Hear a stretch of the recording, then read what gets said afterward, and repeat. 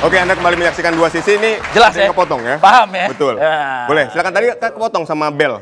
Kan Bang Haris nanya, suara apaan tuh? Nah, sekarang boleh ditambahkan. Tadi itu sesi satu sisi. Ya. Apa pertanyaannya? Itu tadi. Ini berkaitan dengan mens rea, niat jahat yang disampaikan Panji dalam komedinya, apakah itu ada gitu? Nggak ada, itu kan pertanyaan awal tadi kita Ya. sekarang. Oke. Sudah dijawab nggak ada. Ya, oke. Pertanyaan berikut. Pertanyaan berikut. Apa mens rea dari para pelapor ini? Mudah-mudahan besok saya tahu, kan besok kan diperiksa. Oke. Insya Allah saya dampingi. Kita lihat. Tapi penting juga untuk dilihat siapa-siapa saja pelapornya Oke. Oke. dalam kaitan dengan materi Iya. laporannya. Iya. Saya nggak tahu. Saya nggak Oke. punya keterangan siapa mereka. Oke. Tadi Anda menyatakan Yang kapasitas saya cuma cek secara senang-senang gitu ya. Oke. Iseng-iseng saya cek yang kelompok mahasiswa anak muda itu. Dan juga ada beberapa media yang sudah juga melihat rekam jejaknya mereka. Oke. Mereka yang juga ngelaporin Saldi Isra, hakim MK. Ya. MK, Ya. karena dia yang membuat satu pernyataan di dalam putusan MK terkait dengan Anwar Usman, sang pamannya Gibran. Oke. Nah, itu si Saldi Isra. Nah, anak-anak ini yang melaporkan juga si Saldi Isra ke MK Jadi di si pelapor yang sama maksudnya. pelapor yang sama. Jadi punya rekam jejak seperti Oke. itu Oke. si dua orang anak muda itu. Oke. Jadi saya sandingkan nih, Panji punya rekam jejak stand up komedi Oke. yang sudah 10 tahun setiap tahunnya punya event yang bahasnya isu politik, sosial dan juga hukum. Kalau mereka itu rekam jejaknya seperti itu. Oke. Nah, makanya kemudian NU, PBNU dan juga PP Muhammadiyah kemudian membantah kan. Oke.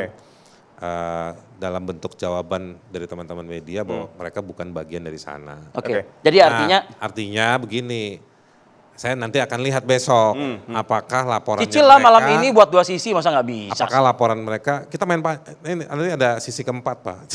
Panjang banget. Oke. Gak, Ini baru sisi kedua loh, Durasi padahal. loh, durasi. Oke. Jadi maksud saya besok kita lihat apakah nanti laporannya dia Oke. dijadikan dasar polisi. Oke, Bang gini, tadi Dan kan saya Anda mempertanyakan berharap soal dengan legal KUHP yang standing. baru polisi bisa lebih Ya, cepat. Bang, Anda mempertanyakan legal standing tadi dari para pelapor ini. Betul. Apa yang Anda maksud dengan legal standing para pelapor ini apa? Apakah mereka, karena begini di pasal 300 di KUHP yang baru itu, judulnya itu penodaan agama, Ya. ya kan? Tetapi begitu kita lihat di isi pasalnya, manifestasi yang mewakili agama itu individu dan kelompok. Nah, Oke. apa kualifikasi individu dan kelompok? Saya juga nggak tahu. Oke. Tapi ada turunnya ke situ. Oke.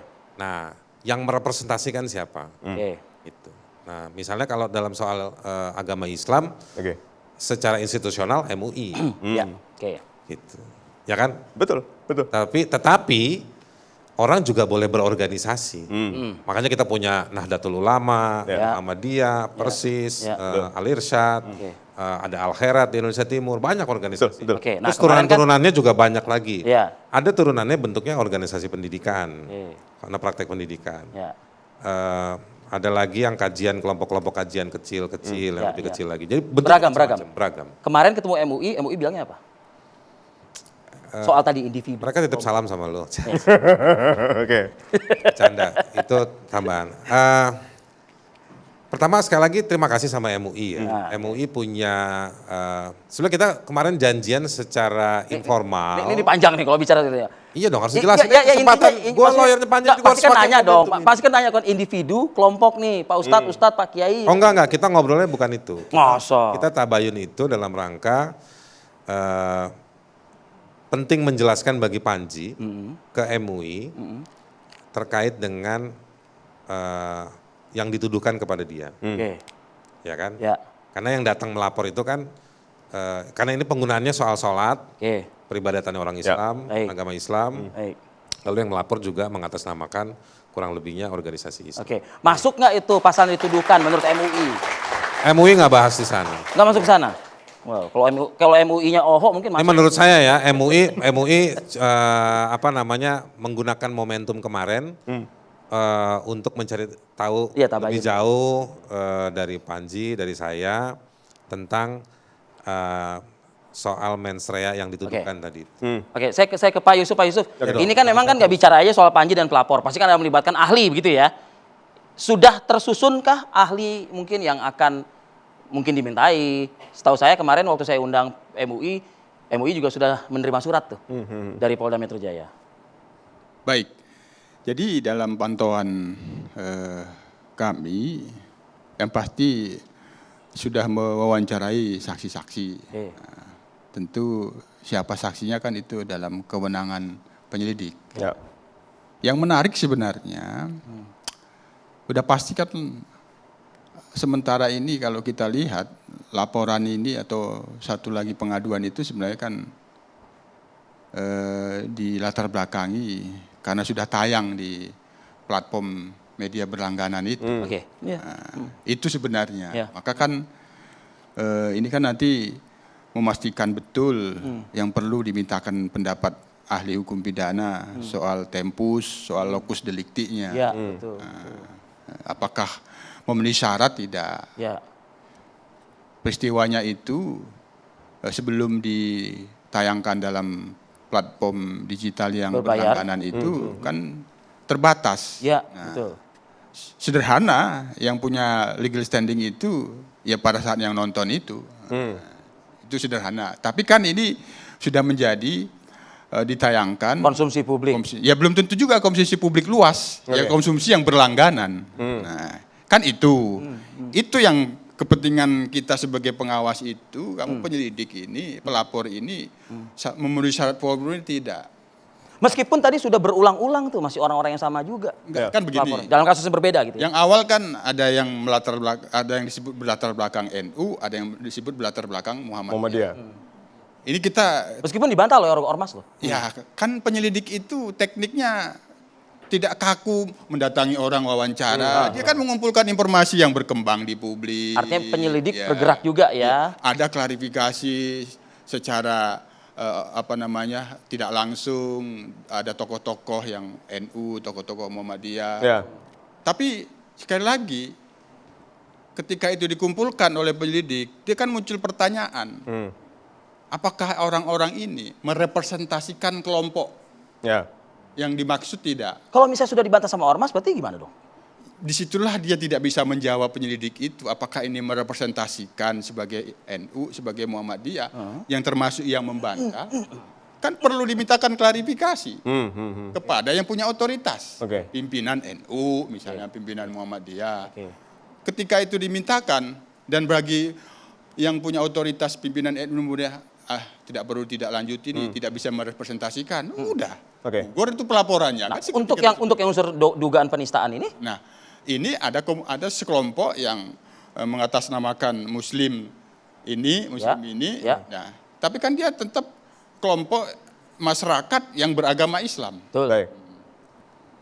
Dalam pemahaman dia bahwa ini mengandung unsur yang perlu dilaporkan. Oke. Oke. Belum tentu juga dia langsung menuduhkan dia salah.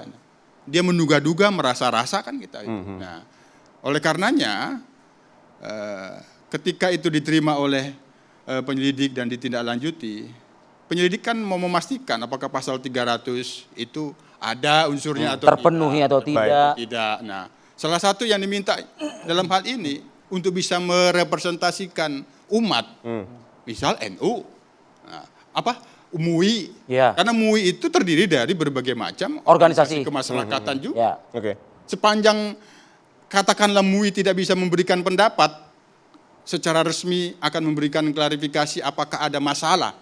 Jangan ngomong dulu ada pelanggaran, apakah ada masalah. Oke. Oke. Ketika itu tidak bisa diberikan, berarti tidak ada keterangan. Baik. Oke. Ya, saya ingin ke Bang Alfons. Nah, ya, Pak Alfons. Bang Alfons tadi berbicara apa yang disampaikan oleh Bang Haris menyatakan soal legal standing dari mereka yang menjadi pelapor ini seperti apa? Itu yang dipertanyakan. Ada kelompok, kemudian ada sebagai individu juga. Nah, ini Anda seperti apa? Ya kalau dikemukakan tadi legal standing, artinya begini, apa sih yang pelapor tuh apa sih yang dia dirugikan dan sebagainya, sehingga dia merasa dia punya hak hukum yang terlanggar. Ya. Namun dalam hal ini polisi sebagai pelayan masyarakat, kalau orang datang melapor, mungkin yang laporan itu pun ya sekilas info taruhlah, tetapi polisi tidak boleh mengabaikan laporan itu. Jadi waktu di sentra pelayanan masyarakat langsung bilang ini tidak terpenuhi unsur. Nggak bisa gitu ya. Oke. You tidak punya. Ya, oke. You Oke. tidak punya legal standing, harus diterima. Oke. Apapun taruhlah no viral, no justice, apapun mereka omong hari-hari ini. Tetapi polisi sebagai pelayan itu dia wajib terima. Nah, untuk itu dia perlu mengklarifikasi, maka dia undang.